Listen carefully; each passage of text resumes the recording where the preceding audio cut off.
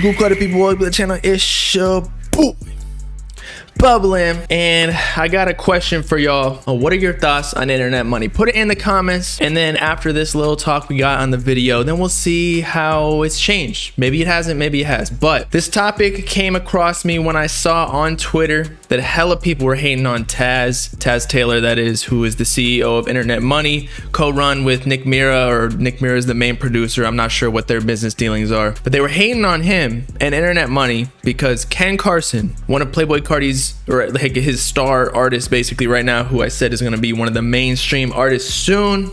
Still in the underground though, still bubbling. Next Project X, gonna go up. But anyway, after he worked with Taz Taylor, he flew out to LA. They were in the studio, made like 9 songs, something like that from what I heard. And they were hard, I'm not gonna lie. Not that I would know. But they were saying like Ken Carson isn't Internet Money because it's such a bad thing that Ken Carson would be Internet Money, or at least that's what people are saying. And I was trying to figure out why people hate Internet Money so much, and I got like 5 or 6 different reasons as to misconceptions of why people hate Internet Money. Okay, so just to give y'all a little brief summary of what Internet Money is for the people who don't know, it's run by Taz Taylor, Nick Mira. Those are the main 2 guys. They brought up Juice WRLD, Ian Dior, Lil Skies, Lil Tecca, hella people in the industry that you listen to currently or have in the past who were like legit stars in the industry. Internet Money helps blow them up, like bring them from the underground to the mainstream. So if you are really in the music business, you would understand that they kind of help these people out. They're not leeching off, which is one of the reasons why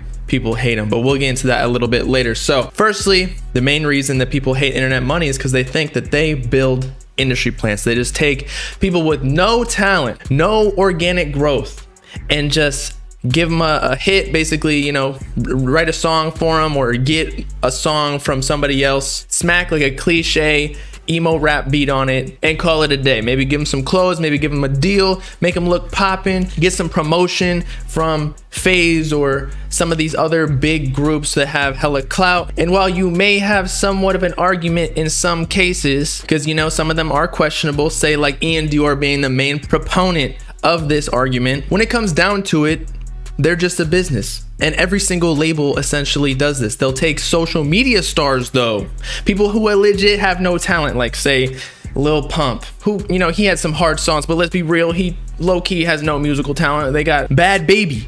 Atlantic signed her, and all she did was say "Catch Me Outside." How about that on Dr. Phil? And then they turned her to a rapper. She don't write her songs, and that's why she started OnlyFans now, because she basically like fell off musically, or at least that's what I think. I don't listen to Bad Baby. I don't know who does. Maybe she getting hella streams out here. I would not know. But in conclusion, regarding this point, every single label does this. That's how you make money in the music industry. You take someone small, you buy the dip, just like a stock market. You make it go up, and you sell at the when it peaks, essentially. If labels were just taking in artists who are already big, then you would be more of a leech. Another name you would call this is just artist development. And again, that's how the music business makes money. But I guess every label does this, and everybody hates labels because there's always this like ongoing battle between artists and label, and artists always talk shit about the label because they're taking a percentage, but then the labels are the ones who are helping them out, giving them fat advances so that they can even blow up in the first place. In a lot of cases, sometimes it's organic. Each side needs each other, so it's really not that big of a deal. Now, secondly, and something I kind of have a bone to pick, and I tell Taz this all the time, and it's not like a diss or anything, but they go pop sometimes, or they have gone recently with songs like His and Hers and Lemonade, especially coming from the underground, working with Lil Tecca, you know, making Ransom, Juice WRLD, making Lucid Dreams, All Girls Are the Same, Lil Skies, Red Roses, his whole Life of a Dark Rose album, basically. But after developing all of these artists that we know and love, they've kind of gone pop using like features from really big artists, seemingly inorganically formulating a hit. So again, it kind of correlates with this industry plant problem or misconception that people have with Internet Money in the first place, that when they make songs with like 3-4 artists on it who are all big, it seems like they're just trying to DJ Khaled that bitch, essentially name dropping for views and streams. And while now I am not the biggest fan of these pop songs like Lemonade, His or Hers, I get it. They, again, are a business. It always leads to that. Once you have songs that pop off, again, with all these artists that we've mentioned, sometimes you just want a guaranteed hit and you want to make good music. And what better place to do that than to go to the places where they always making hits? Don Toliver, Uzi Gunna, Kid Laroi, Juice WRLD, all of these people. And to relate it back to the stock market, why, when you have so much money and so much success, would you keep investing into these penny stocks? Sometimes you got to diversify and go to some of the tried and true ways of making money, which is buy into an Apple, Amazon, some of these companies that are already doing super well and you know we're never gonna fall off, or not gonna fall off for a while, relating to some of these big pop artists that we keep mentioning. But all this DJ Khaled talk leads me to my next point, in which a lot of fans in the underground communities think that Taz Taylor kind of plays a DJ Khaled role. Now, I don't know what DJ Khaled does, but to me, it seems like he just gets people like Drake. I don't know who else is on his album. I didn't even listen to the last thing. Justin Bieber is another person, I think. Gets a song sent to him and then he just gets into the booth and just yells, DJ Khaled, we the best, or something like that. Maybe put in some ad-libs here and there. Maybe recording a voice memo while he busting on his wife's cheeks. And so essentially all he's doing is leeching off of these bigger names or artists that already made a great song and just, again, taking a cut off of it and clouting up off of somebody else while doing no work. Well, I'm here to tell you Taz's job here. Again, I don't know what DJ Khaled does, but Taz Taylor is an executive producer.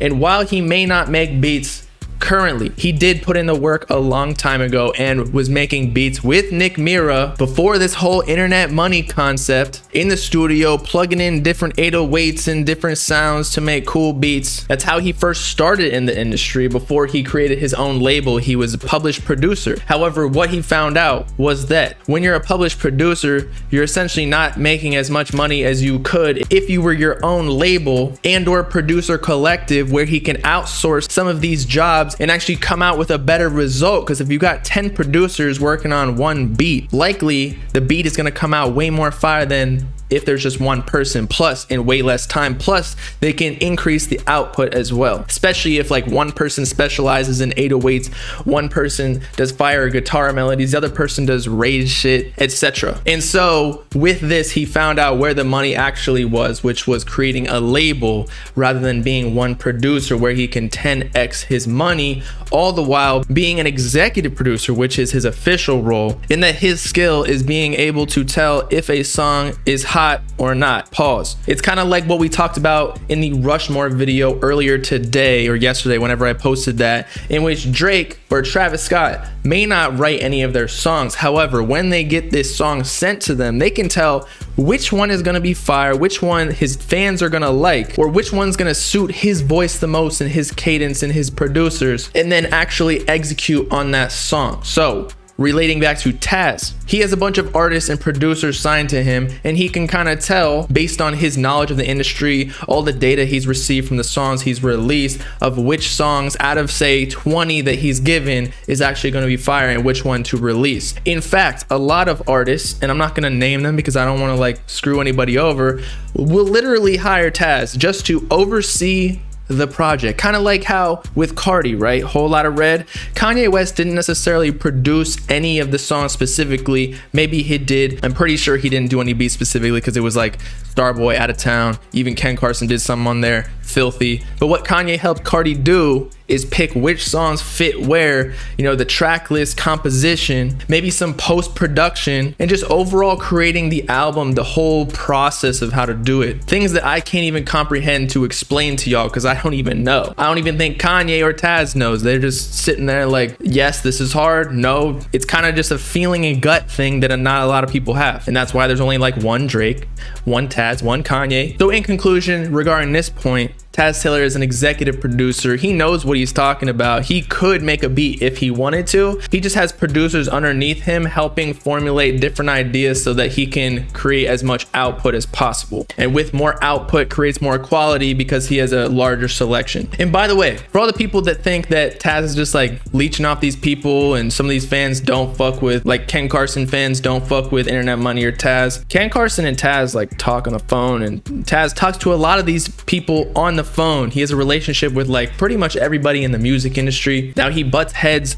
with some, but others mess with him heavy because they do realize the value that he brings to the table when working with him. Because if you work with Taz, you're gonna get much greater insight about how to formulate your hits while recording. But back to the reasons why some people hate Internet Money, and that the next reason is because there is this notion that Internet Money is composed of YouTube type beat producers and overall internet producers that make similar cliche beats to, you know, the poppin' sound, which is somewhat true, but also doesn't really make sense because every producer kind of hops on this wave. Could you tell me that not every producer that other people work with, like even some of the biggest names, were not at one point influenced by Pierre Bourne? And I'm not talking about YouTube type beat producers. I'm talking about some of these biggest ones, even like the hyperpop shit. Pierre Bourne was low-key the first person, or the first producer, or at least the first hip-hop producer to popularize this like video game, like even rage type of sound. And at one point or another,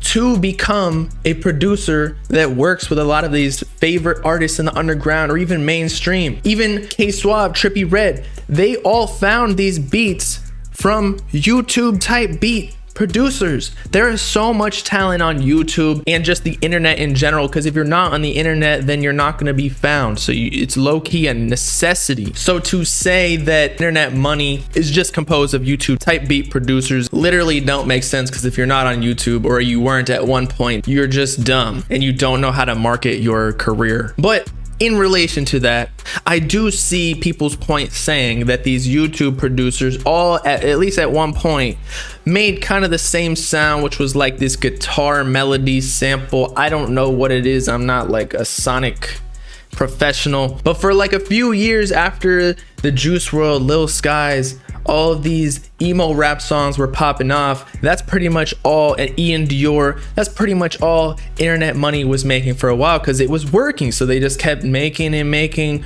what was working, and that kind of gave them this sort of reputation of just being like a factory sweatshop of pumping out emo rap songs that all sounded the same. So after the first couple of artists that they blew up, Juice WRLD, Ian Dior, some of the others, and then afterwards kind of getting carbon copies. I'm not saying that I believe that necessarily, but that's what the public perception was, that they were just recreating the same artists over and over. That fans were kind of getting pissed off at Internet Money, saying like, I don't want to hear a new artist when we already got Juice WRLD, all these 2,000 to 3,000 unreleased songs that are continuing to leak every single week. And so for that, I am kind of in favor of that criticism. However, I do know for a fact that they are capable of making other beats. In fact, I know that they're already working on new sounds. Taz Taylor even went on Twitter and said that they're done with guitar samples and shit like that. So even they realize that emo rap is kind of going out of style, or at least they want to experiment in other fields. You live and you learn. They were just doing what was working. But ultimately, again, just to circle back to everything we've talked about, at the end of the day,